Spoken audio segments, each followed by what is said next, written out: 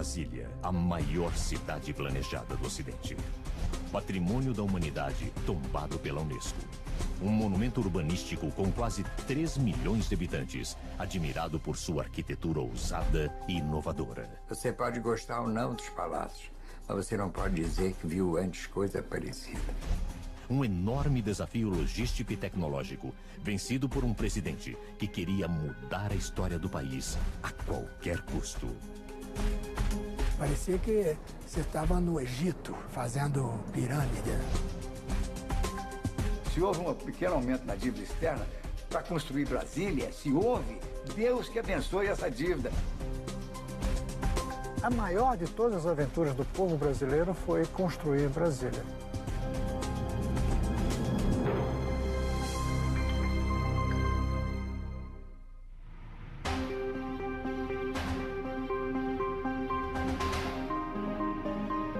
Brasília, a capital do Brasil, é uma cidade única.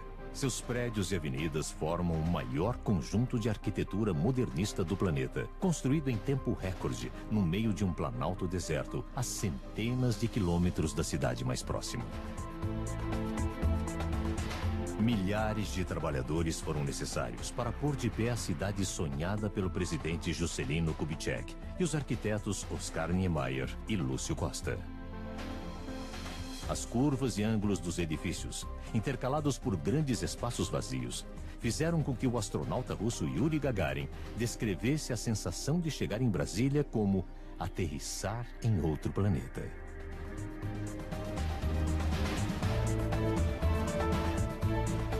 A impressão dos primeiros trabalhadores que vieram para a nova capital também foi de estranhamento. João Coragem viajou 1.800 quilômetros do nordeste do país até o canteiro de obras de Brasília em busca de um emprego. Tudo era mato, né? Aqui naquele tempo, uma hora dessa você estava na beira do fogo, tremendo, porque você não falava 30 e tantos dias sem ver sol, só aquela garoa, né? E o frio.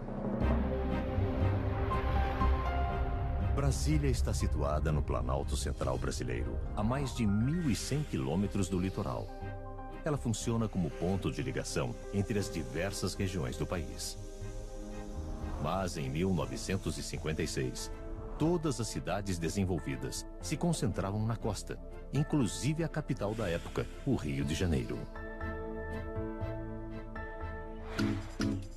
Naquele ano, Juscelino Kubitschek é eleito presidente com a promessa de fazer o país crescer 50 anos em 5. Entre suas metas estava a transferência da capital do Rio de Janeiro para uma nova cidade, Brasília. Carlos Murilo, primo e assessor de JK, acompanhou cada passo desse sonho. O Juscelino foi pioneiro, na vida dele foi pioneiro em todos o que ele pensou. Então Brasília não foi só para trazer a capital, foi para interiorizar o país. A ideia de transferir o governo brasileiro para o interior já era antiga. Em 1892, o astrônomo belga Louis Cruz chefiou uma expedição para determinar onde ficaria a nova capital. Ele concluiu que os rios daquela região, por se manterem cheios, mesmo durante as estações secas, propiciavam as condições ideais para construir uma cidade. É uma região de nascentes, e nessa região nascem rios que vão para as 3 grandes bacias, que é a Bacia Platina, a Bacia do São Francisco e a Bacia Amazônica. A expedição definiu uma área conhecida como Quadrilátero Cruz. Em 1956, a área foi reduzida a menos da metade, delimitando o que é hoje o Distrito Federal. Subchefe de gabinete de JK, Afonso Eliodoro viu Brasília nascer ao lado do presidente. Juscelino teve a coragem de arrancar a capital do Rio de Janeiro, quase 200 anos no Rio de Janeiro, e trazê-la para o interior, para o deserto. A construção de Brasília tinha a simpatia das Forças Armadas por razões geopolíticas, era necessário por razões de governabilidade, ocupação territorial era uma coisa vista como fundamental. O Juscelino não se conformava em ver o Brasil agarrado só ao litoral, né? E sonhava realmente com a interiorização. Então, quando você passa limpo o plano de metas de Juscelino, você vê lá, metassíntese, construção de Brasília.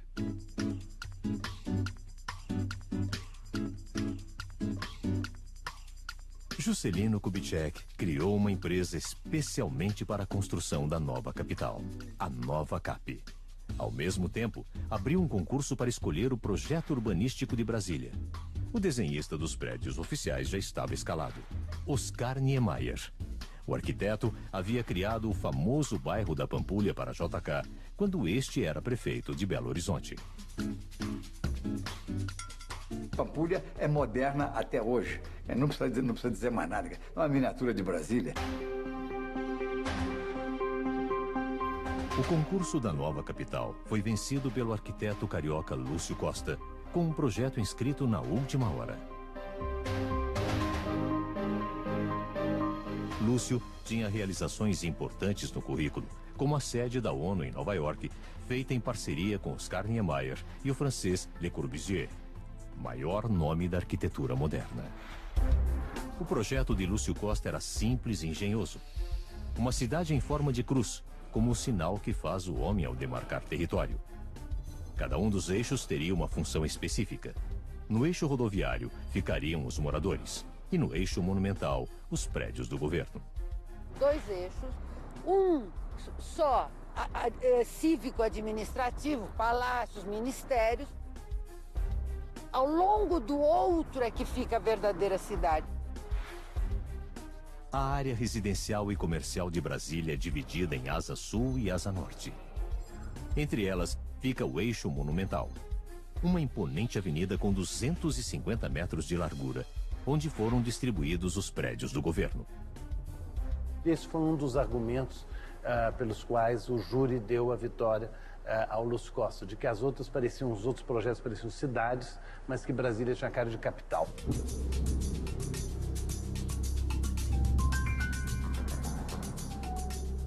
O cruzamento dos 2 eixos no Planalto Central marcou o início da construção de Brasília.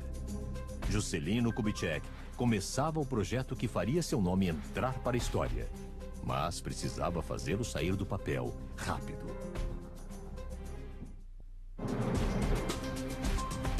Um dos aspectos mais impressionantes de Brasília foi a velocidade com que ficou pronta. Toda a sua estrutura principal foi construída em menos de 4 anos. Eleito com a promessa de transferir a capital brasileira do litoral para o interior, o presidente Juscelino Kubitschek fixa a data de inauguração em 21 de abril de 1960. A gente vinha aqui, não tinha nada. Mato, tinha nada, né? Ele falou, ali vai ser o palácio, ali vai ser não sei o quê, ali. Quer dizer, ele já estava vendo tudo, ele tinha tudo na cabeça. O prazo apertado de pouco mais de 1000 dias para as obras serem concluídas ajudou Juscelino a ter carta branca no Congresso. Não por apoio, mas por descrença da oposição. Ou ele construía Brasília, ou ele estava liquidado. Eles falaram, não, nós vamos aprovar porque Brasília vai ser o cemitério do Juscelino. Começava a grande corrida contra o relógio. No seu curto período de construção, Brasília atraiu mais de 60 mil trabalhadores, entre operários e serviços de apoio.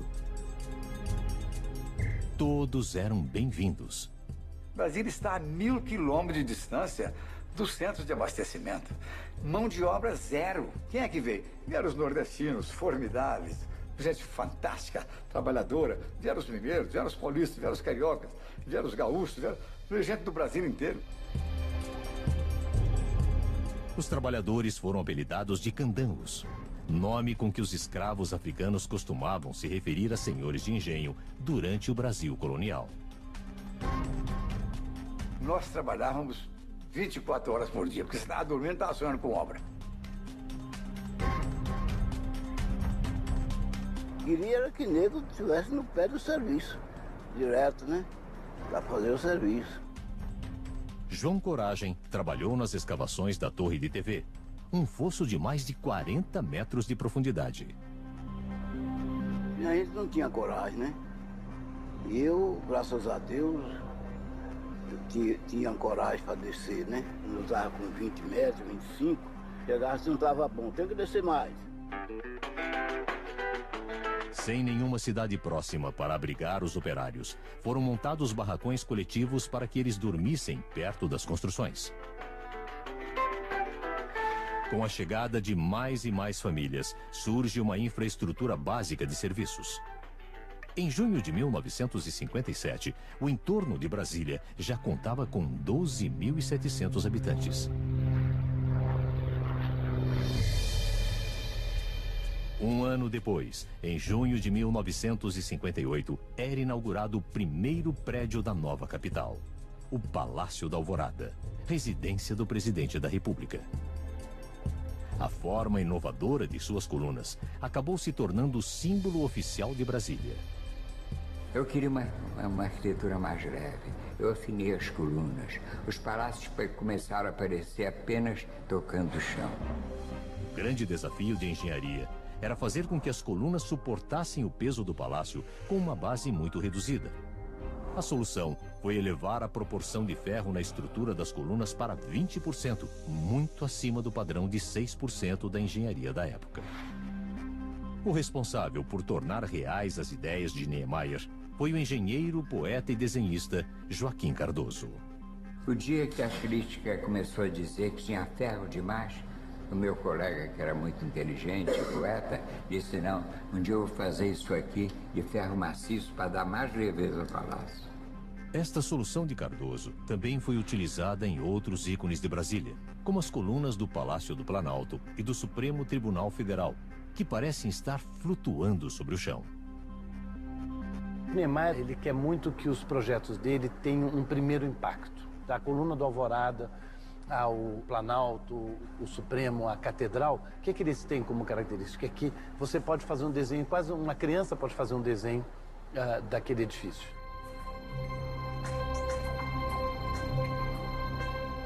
As obras de Niemeyer em Brasília estão distribuídas no eixo monumental, que também faz parte de um desenho facilmente reconhecível. Lembra um avião. Lúcio Costa não gostava da comparação com o avião. Ele dizia que, no máximo, borboleta. Mas do alto, a comparação é inevitável. O plano piloto realmente lembra o desenho de um avião e em sua cabine fica o principal conjunto arquitetônico, o amplo espaço onde se localizam os prédios do Poder Executivo, Legislativo e Judiciário.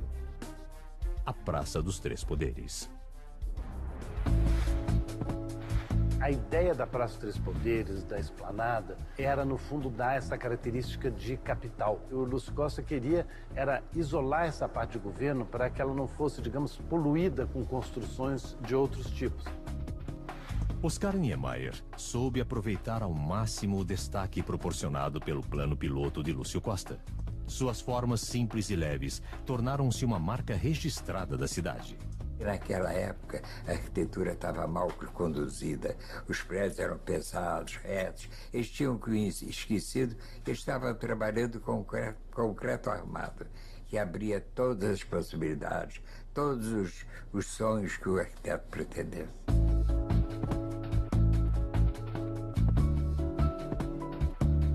Niemeyer buscou causar surpresa também nos interiores dos prédios, convidando diversos artistas brasileiros para colaborar na composição dos ambientes.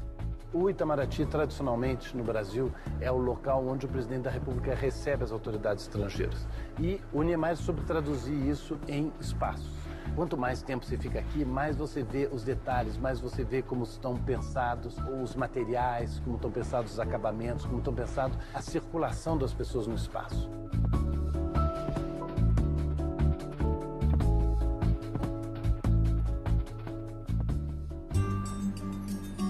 Coube ao arquiteto Carlos Magalhães o desafio de supervisionar a construção de uma das mais impressionantes obras de Niemeyer, a Catedral Metropolitana de Brasília.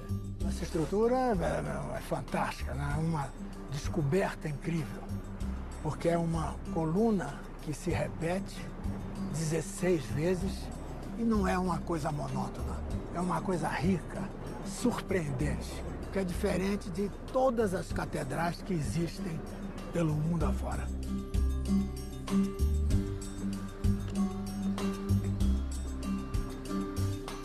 Carlos ainda se emociona ao ver a estrutura por dentro durante a restauração para o aniversário de 50 anos da cidade.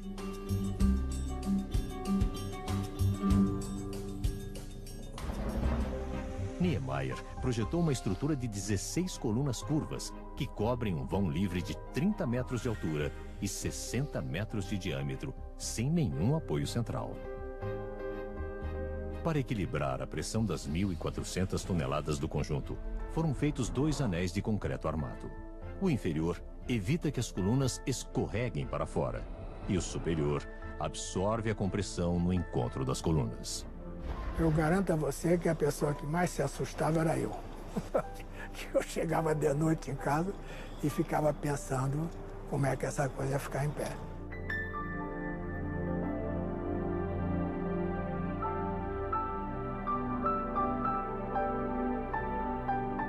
Então eu não queria uma catedral qualquer, antiga, baseada na escura, lembrando pecado. Eu queria uma coisa diferente. Eu fiz a catedral. Depois eu fiz o caminho da catedral em sombra, de modo que a pessoa, quando chegasse na nave, ela tivesse o efeito, o contraste da luz, e que a vista se estendesse pelo espaço. Era uma ideia assim que o crente, a pessoa que acredita em Deus, sentisse que ele estava mais em ligação com o infinito.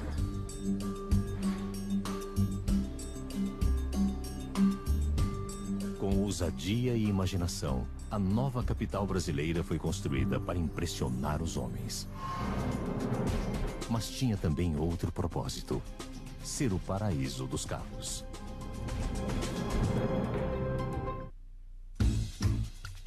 A construção de Brasília aconteceu durante um período de otimismo e euforia nacional. Em 1958, o país conquista pela primeira vez a Copa do Mundo de Futebol, na Suécia. No mesmo ano, surge a Bossa Nova, que logo se torna uma marca registrada do Brasil. Juscelino Kubitschek recebe o apelido de Presidente Bossa Nova. O JK percebeu que as condições mundiais favoreciam um projeto de desenvolvimento audacioso. E perceberam, por exemplo, que era o momento de acelerar ao máximo o processo de substituição de importações. Daí a indústria automobilística. O Brasil agora se apresenta numa fase extraordinária de desenvolvimento. A sua dimensão imensa continental está sendo rasgada por estradas que ligam em todas as direções o solo brasileiro. As indústrias desenvolvem-se com uma rapidez extraordinária. A indústria siderúrgica, a indústria de automóveis e agora um movimento pioneiro que abala toda a nação, leva para o coração do Brasil um centro de cultura e de civilização, que será amanhã a nova capital do Brasil, Brasília. Convencido de que o carro seria o meio de transporte do futuro, Kubitschek constrói mais de 4.500 quilômetros de rodovias para interligar as diferentes regiões do país à nova capital.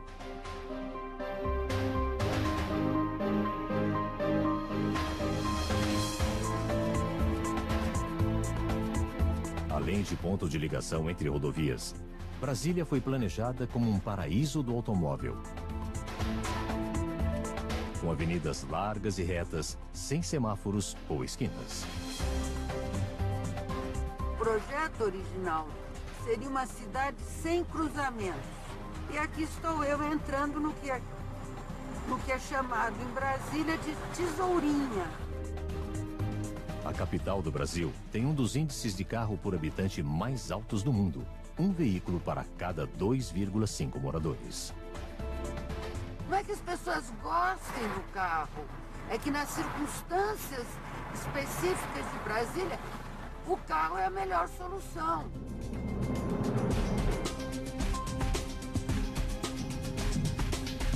A jornalista Kátia Maia faz parte da frota de 750 mil carros que circulam diariamente em Brasília.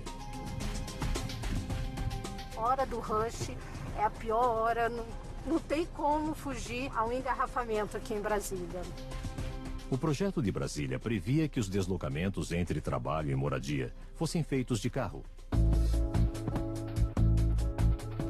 Mas que todas as necessidades cotidianas pudessem ser resolvidas a pé. Para Para isso, Lúcio Costa criou as chamadas superquadras, quarteirões de 300 por 300 metros. E nos espaços existentes entre as superquadras foram criados pequenos centros comerciais, escolas e clubes esportivos. As superquadras foram espalhadas pelas duas asas do plano piloto.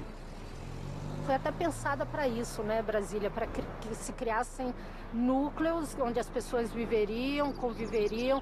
Então aqui mesmo, se a gente for ver, com uma quadra de esportes lá atrás, tem área para os meninos brincarem, e tem um comércio local, que é alguma coisa que supre as nossas primeiras necessidades.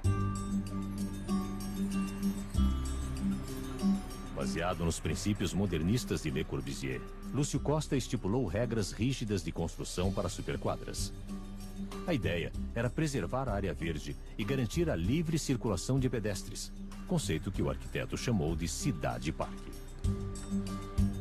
A gente aqui tem isso, né? Tem muito verde e tem muito aberto, né? Céu aberto. Então, nesse ponto de vista, eu acho que eles conseguiram, sim, esse objetivo da gente se sentir num espaço meio parque mesmo.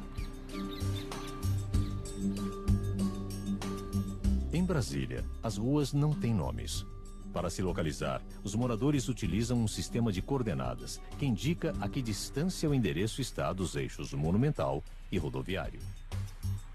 Havia um historiador mineiro, ele dizia que os endereços de Brasília pareciam endereços de sepulturas. SQS 304. QI 19, conjunto 7. Na verdade, são coordenadas cartesianas. Quando a pessoa entende, ela chega facilmente ao local. Não, peraí, eu inverti, peraí. SQN 215. SHIS QL 12. É Superquadra Sul 302. For dar o endereço para o chofer de táxi, eu vou dizer 309 Sul. Ele vai entender perfeitamente o que eu falei. As primeiras superquadras da Asa Sul foram projetadas por Oscar Niemeyer e foram as únicas a serem entregues antes da inauguração de Brasília. E foi por pouco. 6 meses antes da data estipulada, não havia mais dinheiro para a construção e quase nenhuma obra estava pronta.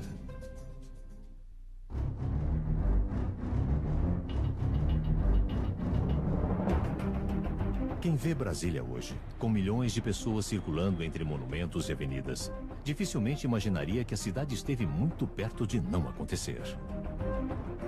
No último ano da construção, a maioria das obras ainda estava inacabada ou em fase inicial.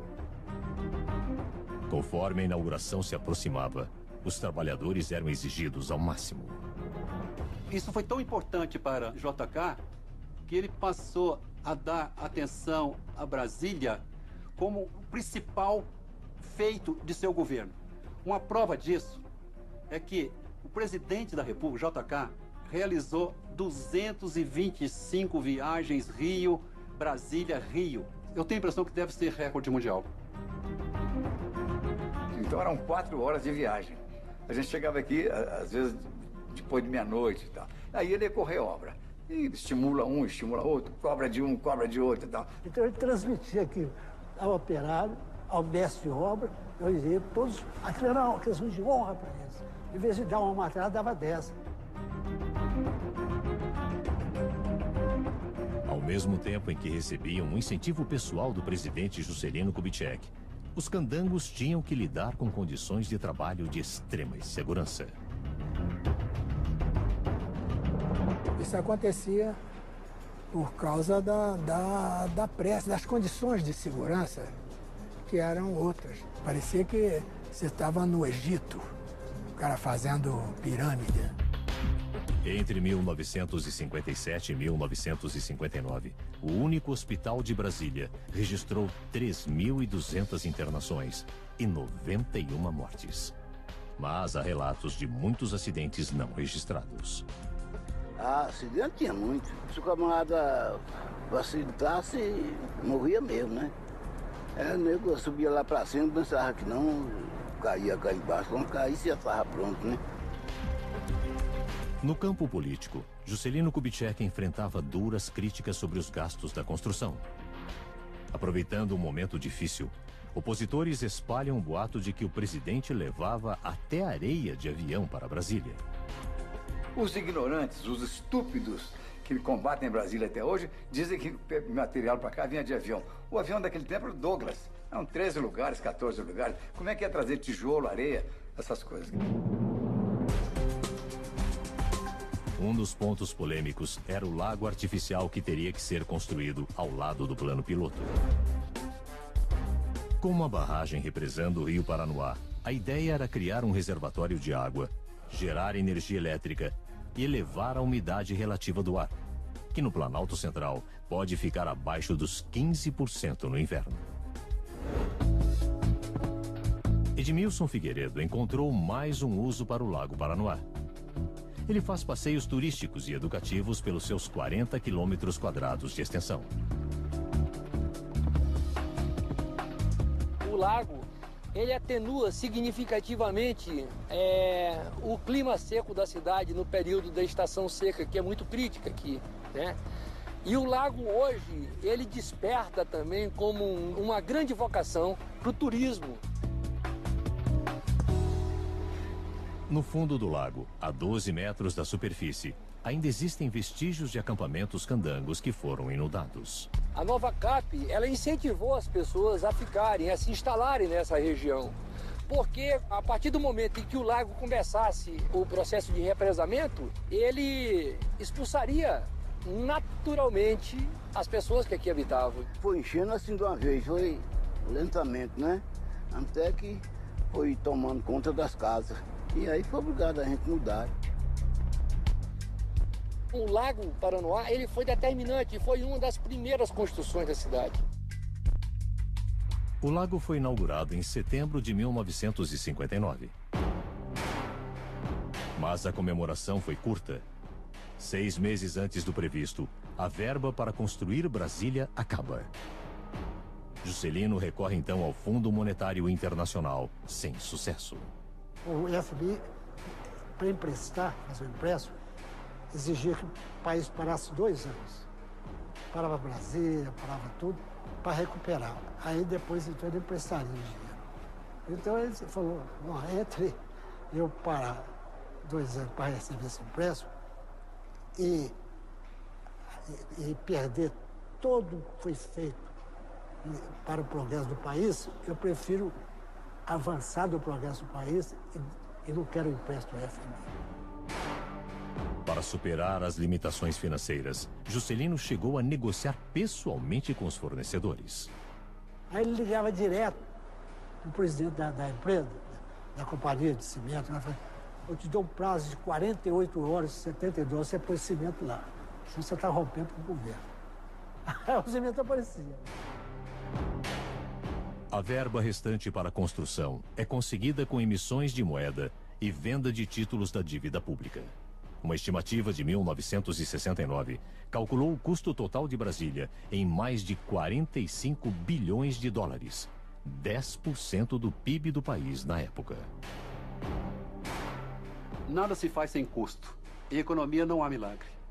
A opção por fazer Brasília teve custo alto para a sociedade brasileira. Se você pegar o custo-benefício da obra de Juscelino, você vai ver que o benefício foi muito maior do que o custo. Então, se houve uma pequena inflação, se houve um pequeno aumento na dívida externa, para construir Brasília, se houve, Deus que abençoe essa dívida, Deus que abençoe essa inflação, porque foi ela que nos deu a condição de sobreviver até hoje.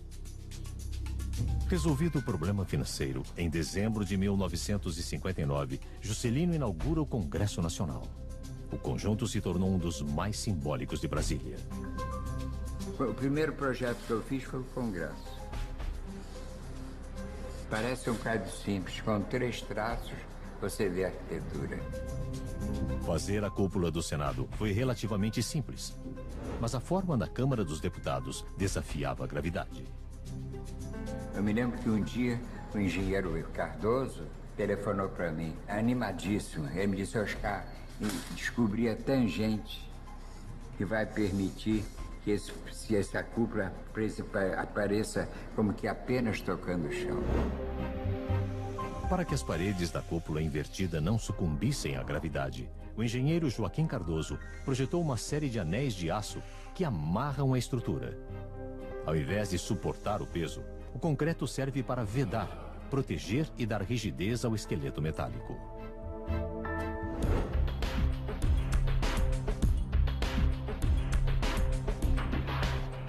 O senador Cristóvão Buarque conhece bem a rotina do Congresso. Antes de trabalhar no Senado, já foi governador do Distrito Federal e ministro da Educação. Como todo parlamento, o nosso não é diferente. Há momentos grandiosos em que você vê que está resolvendo problemas nacionais.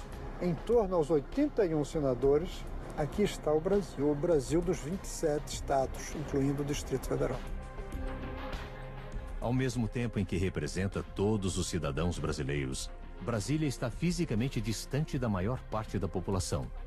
E não por acaso. Juscelino estava extremamente preocupado com a vulnerabilidade do governo no Rio de Janeiro. Bastava uma greve agitada de estudantes por causa de preço de passagem de bonde para o presidente da República ficar preocupado. Não havia condições de governabilidade a partir do Rio de Janeiro. O isolamento de Brasília garante tranquilidade ao governo brasileiro. Por outro lado, dificulta a fiscalização do trabalho dos políticos. Que Brasília, com apenas 50 anos, ainda é uma espécie de faroeste político. Então surgiu a possibilidade de aventureiros, é verdade. Acusam Brasília de coisas em que ela é completamente inocente. Brasília, cidade corrupta. Isso é um absurdo. Brasília é só palco. Corrupto é quem faz corrupção na cidade. Mas em abril de 1960, Brasília estava apenas começando sua transição de sonho para a realidade. Com uma festa de inauguração para centenas de milhares de pessoas, a cidade atrai a atenção do mundo e se torna um símbolo de orgulho para os brasileiros. Prazo curto, falta de verbas, descrença da oposição. Superando todos os obstáculos, a nova capital brasileira é inaugurada na data prevista, 21 de abril de 1960. Uma grande festa atrai mais de 250 mil pessoas para ver a cidade do futuro. Você imagina, durante 3 anos, você vivendo aquela emoção do minuto a minuto. Vai, não vai, do sai, não sai. Você chega no dia da inauguração. É um negócio fantástico, é uma emoção fantástica. Vem gente de todo lado, você vem lá, vem pro Brasil. Vem gente de carroça, vem gente de caminhão, vem gente que vem a cavalo.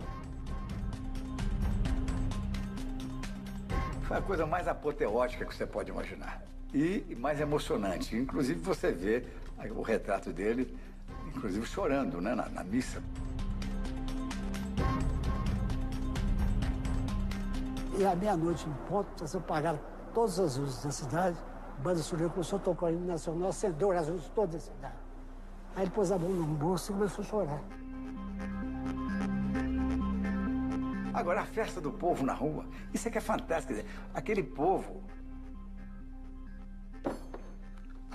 que fez com as próprias mãos a cidade, e que teve a glória de ver o presidente da República junto deles ali, inaugurando a cidade, que eles fizeram. É indescritível a festa popular. Eu achei muito bom a inauguração. Lá e ali vem pro Palácio do Planalto. Mas se o dia era coisa boa pra gente beber, isso, aquilo, outro.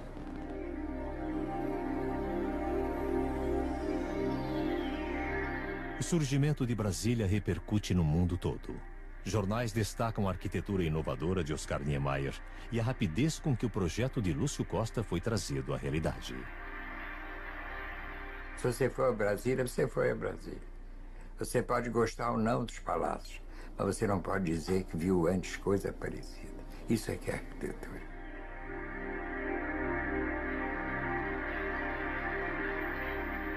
Você tem outras importantes realizações de urbanismo no século XX, mas nenhuma tão completa. Por exemplo, você tem a Chandigarh, do Le Corbusier, que é extraordinária, mas que, evidentemente, é uma capital regional é uma cidade menos ambiciosa, digamos. Brasília tem essa característica de tudo planejado.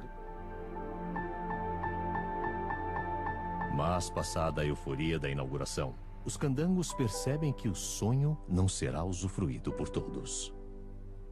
O candango foi o construtor daqui, o operário. Eles teriam que construir a cidade, lavar suas mãos e voltar. A maioria, porém, preferiu continuar em Brasília. Aí o mais velho aí, os filhos, né? Aqui era melhor para mim viver, né? E aí estou aqui até hoje. João Coragem e sua família foram realojados a 22 quilômetros do Plano Piloto, numa das regiões que ficaram conhecidas como cidade satélite. As cidades satélites ao redor também são Brasília e são lugares de pobreza, são lugares de exclusão. O Plano Piloto foi ocupado principalmente por funcionários públicos. Mas logo a nova capital passou a atrair pessoas de todo o país. Na verdade, Brasília se tornou um imã de imigrantes. Eu cheguei em Brasília em 1978, quando vim com os meus pais.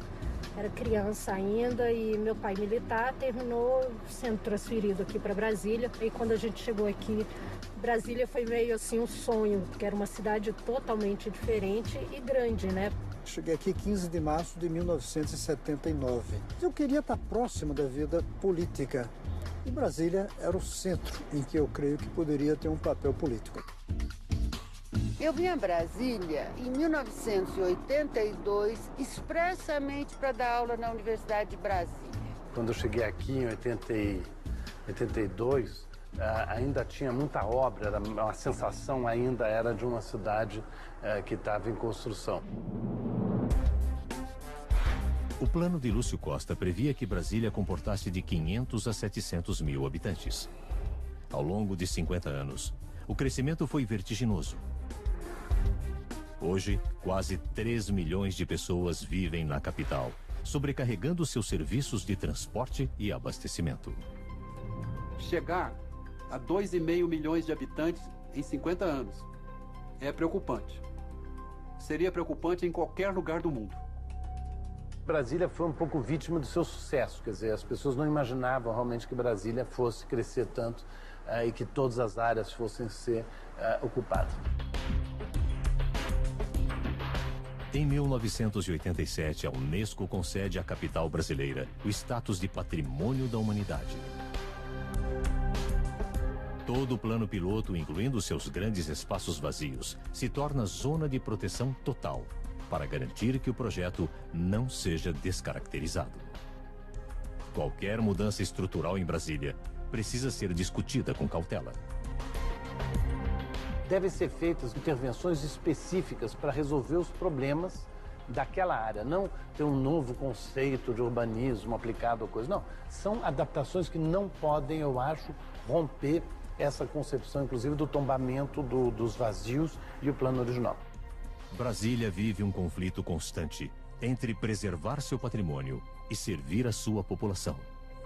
Qual será o futuro da cidade do futuro? Brasília é um dos maiores exemplos de cidade planejada no mundo. Aos 50 anos, suas virtudes e problemas inspiram a pergunta: Brasília deu certo? Brasília deu certíssimo. Você hoje tem o Centro-Oeste ocupado. Se não fosse Brasília, você estaria aí com 6 milhões e 500 mil quilômetros quadrados de Brasil, com meio habitante por quilômetro quadrado. A maior de todas as aventuras do povo brasileiro foi construir Brasília. A construção de Brasília está, para a nossa história, como a escola de Sagres para Portugal. Portugal atravessou o oceano. O Brasil veio para o Planalto Central. Eu considero Brasília, a construção de Brasília, a segunda descoberta do Brasil. Como se foi difícil fazer uma cidade em 3 anos apenas. Nunca se fez isso. Uma cidade nova, procurando fazer coisas diferentes, nunca houve. Isso deu um certo estímulo ao brasileiro, criou um certo otimismo, a gente achando que nós também podemos fazer coisas importantes. eu acho que é a maior contribuição brasileira para a arte do século XX. A transferência da capital federal do Brasil para o interior do território foi uma dádiva para o país. Essa dádiva foi pensada por muito tempo, mas foi realizada por um homem de grande coragem política. Em agosto de 1976, após um período exilado do país, Juscelino Kubitschek morre em um misterioso acidente de carro no Rio de Janeiro. O Brasil vivia sob ditadura e o regime militar planejou um enterro discreto, mas que acabou se transformando em uma demonstração de gratidão da cidade para com o seu fundador.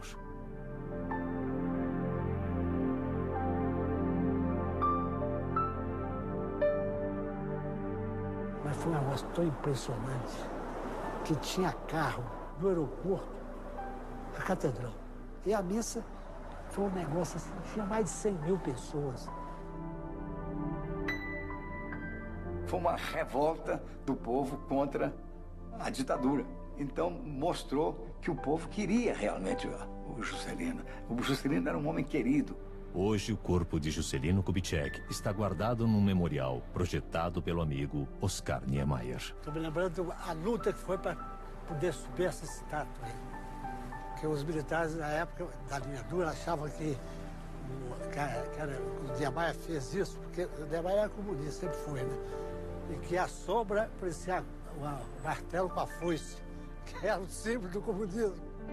O memorial está localizado na área central de Brasília, cidade que materializou o sonho de Juscelino Kubitschek de redescobrir o país.